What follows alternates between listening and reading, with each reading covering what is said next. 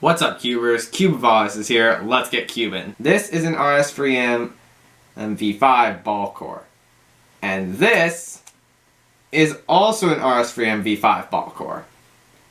What's up with that? Why do I have two of the same cubes? I want to talk about something that I think is underrated in the community.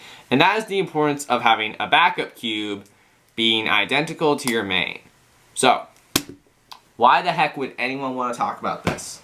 Well, the first person who I saw using this strategy was Firstian Fashada. He had this average from like 5 years ago where he said that he used an identical cube for both his backup and his main. And I thought, maybe that's a good idea. So over winter break, I got two RS3M V5s. This is the RS3M V5 that I use normally, and this is the RS3M V5, which is my backup. Why do I have the same main if my backup is the same cube? In competition, you want to have a cube that is very similar to your main cube that you're going to use for the official solves. If you use a cube that is drastically different from your main, it can actually trip you up and lead to you getting some not super great averages. Before I got my two UV coated RS3M V5s, my main was the Tornado V3 and my backup was an RS3M 2021.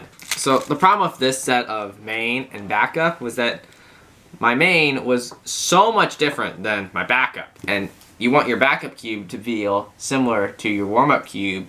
And my Tornado V3 and my RS3M 2021, they feel pretty similar, but the Tornado V3 is a lot faster. So from that example I just gave, it's probably going to seem very obvious that having your backup cube be very different than your main cube is not a great idea. Because my main cube is the same as my warm-up cube, that this is going to change a lot of things. So my plan to see if Firstian Fashada's strategy actually works and can help you get better results is that I use my main RS3M V5 at my next competition and have this other RS3M V5 as my warm-up cube and my backup cube. And thankfully I don't have to wait long for my next competition. But that's really just some of my opinions that I wanted to give on why I think that you should be using an identical cube as your warm-up cube for competitions. And there's other people who use the same strategy, like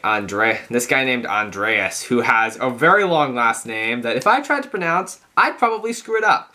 But he uses the strategy and it works. So that's all I have to say in this video. I'm really hoping that a lot of people will learn a lot from this video and that people will start to take my thoughts into consideration when choosing their backup and main. And I suggest that you guys try something like this at your next competition. If you have two of the same cube and one of those is your main, then maybe you should try this strategy at your next competition. I, for one, am certainly going to do it.